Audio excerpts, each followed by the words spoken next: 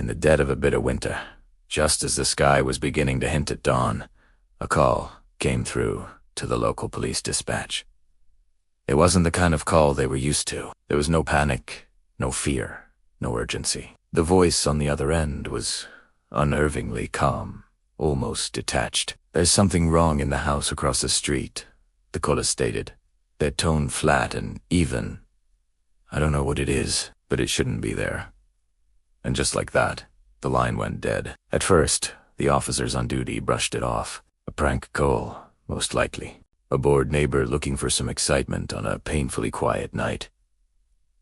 It happened all the time. Still, protocol was protocol. A single patrol car was dispatched to do a routine drive-by, just to be sure. But the moment the car turned onto the silent snow-covered street, the officers knew this was no prank. The house stood at the end of the road, a dark shape against the gray pre-dawn light.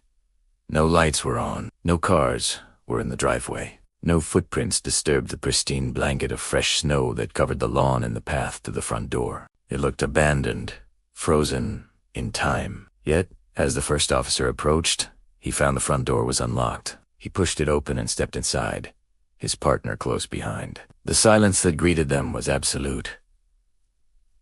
It was more than just quiet. It was a profound emptiness.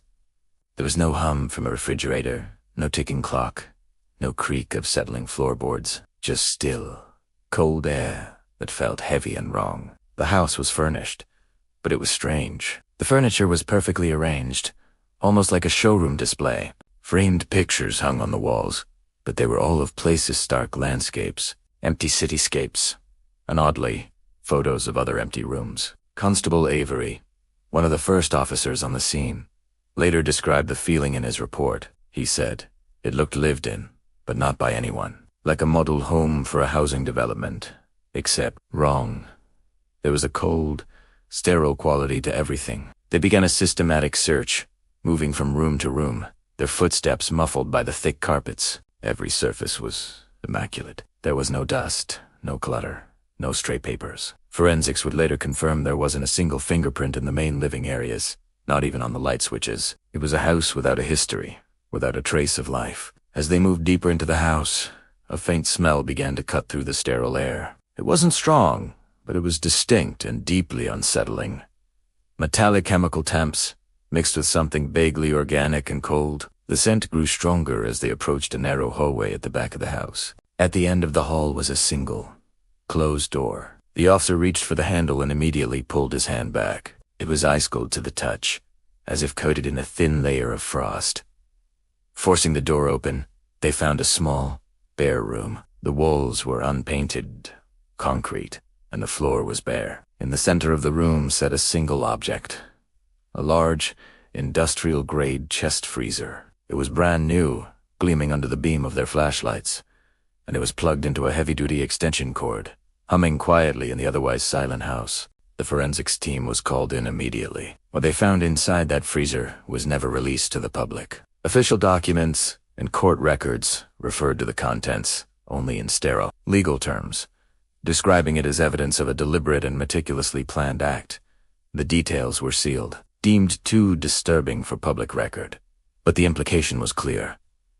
A horrific crime had taken place, and its results were carefully preserved in that freezer. The investigation began, but it was like chasing a ghost. Detectives tried to trace the ownership of the house. The lease had been signed under a name that turned out to be completely fictitious. All records led to dead ends. The rent hadn't been paid by check or card. It had been paid months in advance, in cash, left in a drop box. The neighbors were interviewed, but no one had ever seen the tenant. They'd noticed the lights were never on, but assumed the house was simply vacant. There were no mail deliveries, no pizza boxers in the trash, no visitors. The person who had orchestrated this had been a phantom. The first real breakthrough came from a place they almost overlooked. A traffic camera positioned a few blocks away. Combing through weeks of footage, analysts flagged a single vehicle of interest. 3 weeks before the police were called, a nondescript black sedan was recorded arriving late at night. The car had no front license plate, and the rear plate was deliberately obscured by mud. The footage showed the driver sitting in the car for nearly 10 minutes, just watching the house, before finally getting out and entering. Hours later, in the deep of the night, The same figure emerged, and when the car drove away, analysts noted its suspension was visibly lower, as if carrying a significant new weight in the trunk. Investigators spent days enhancing the grainy, low-light footage. They focused on every reflection, every shadow, and then they found it. For a split second, as the car passed under a streetlight, the reflection of the driver's face was faintly visible in the rear window. It was distorted and blurry, but it was something. Using advanced facial recognition software, they ran the partial image through every database they had, and they got a hit.